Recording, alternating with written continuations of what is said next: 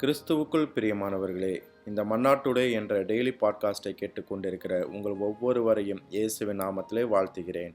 எபிரேயர் 3வது அதிகாரம் 1-2 வசனங்கள் இப்படியாக கூறுகிறது. இப்படி இருக்க பரம அழைப்புக்கு பங்குள்ளவர்களாகிய பரிசுத்த சகோதரரை, நாம் அறிக்கை பண்ணுகிற அப்போஸ்தலரும் பிரதான ஆசாரியருமாய் இருக்கிற கிறிஸ்து இயேசுவை கவனித்து பாருங்கள்.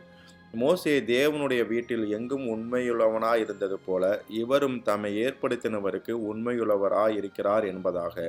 உண்மையுள்ளவராய் இருங்கள். பி ஃபெய்த்ஃபுல் என்ற தலைப்பின் கீழ் இன்றைய மன்னாவை நாம் தியானிக்கப் போகிறோம். அப்போஸ்தலனாகிய இயேசுவை கவனித்து பார்க்க வேண்டும். இந்த உலகத்தில் பல அப்போஸ்தல சபைகள் காணப்படுகின்றன. இயேசுவே அப்போஸ்தலர்களில் பிரதானமான அப்போஸ்தலர் என்பதை அவரிடம் கவனித்து பார்க்க வேண்டும்.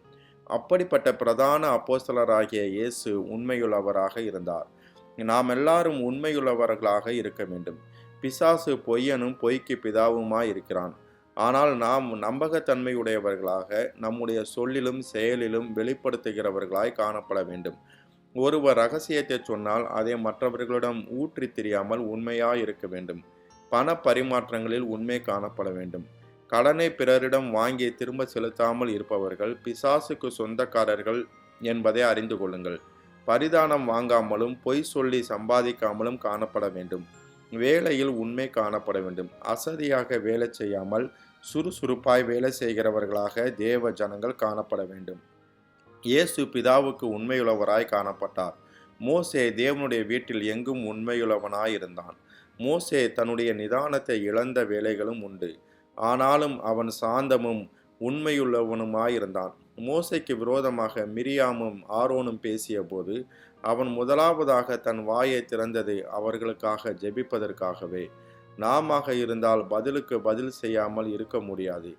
பதிலுக்கு பதில் செய்வதால் நமக்குள் கசப்பு வளரும் என்பதை அறிந்து கொள்ளுங்கள். அப்படிப்பட்ட கசப்பு வளரவிடாமல் உங்களுக்கு விரோதமாக பேசுகிறவர்களுக்காக ஜெபியுங்கள். இதோ உனக்கு விரோதமாய் கூட்டம் கூடினால் அது என்னாலே கூடுகிற கூட்டம் அல்ல. எவர்கள் உனக்கு விரோதமாய் கூடுகிறார்களோ அவர்கள் உன் பட்சத்தில் வருவார்கள் என்று ஏசாயா 54:15 கூறுகிறது. ஆகையால் எப்படிப்பட்ட சூழ்நிலையாயிருந்தாலும் நீங்கள் உண்மையுள்ளவர்களாகவும் சாந்தமுள்ளவர்களாகவும் இருங்கள். அப்பொழுது உங்களுக்கு விரோதமாக எழும்புகிறவர்கள் உங்கள் பட்சத்தில் வரும்படி கர்த்தர் செய்வார். கர்த்தர் தாமே உங்கள் ஒவ்வொருவரையும் ஆசீர்வதிப்பாராக. ஜெபம் செய்வோமா? அன்பின் பரலோக தகப்பனே, இந்த மன்னாட்டுடே என்ற டெய்லி பாட்காஸ்டை கேட்டுக்கொண்டிருக்கிற உம்முடைய பிள்ளைகள் ஒவ்வொருவரையும் கர்த்தர் தாமே ஆசீர்வதிப்பீராக.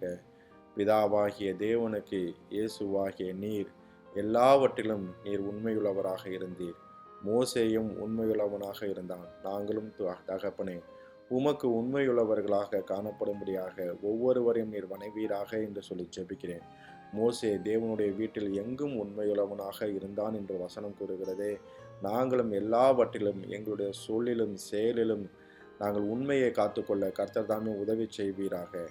அப்படி உண்மையுள்ளவர்களாக இருக்கிறவர்களுக்கு நீர் கொடுக்கிற வாக்குத்தத்தம் அவர்களுக்கு விரோதமாக எழும்புகிறவர்கள் அவர்கள் பட்சத்தில் வரும்படி செய்வார் என்று சொல்லி வசனம் கூறுகிறதே. அதே போல தகப்பனே, உம்முடைய பிள்ளைகளுக்கு விரோதமாக யார் யாரெல்லாம் எழும்பி வருகிறார்களோ அவர்கள் எல்லாரும் அவர்களுக்கு பட்சத்தில் வரும்படியாக நீர் செய்வீராக என்று சொல்லி ஜெபிக்கிறேன். இந்த நாளும் உம்முடைய பிள்ளைகளுக்கு ஆசீர்வாதமாக இருக்கட்டும். போக்கிலும் மரத்திலும் உடனிருப்பீராக. கண்ணின் மணி போல காத்துக்கொள்ளும். காரிய சித்து உண்டாகட்டும் என்று சொல்லி ஜெபிக்கிறேன். ஆட்டுக்குட்டியானவருடைய இரத்தத்தின் பாதுகாப்பிற்குள்ளாக ஒவ்வொருவரையும் ஒப்பு கொடுத்து இயேசுவின் நாமத்தில் கேட்கிறேன் எங்கள் ஜீவனுள்ள நலப்பிதாவே. ஆமேன்.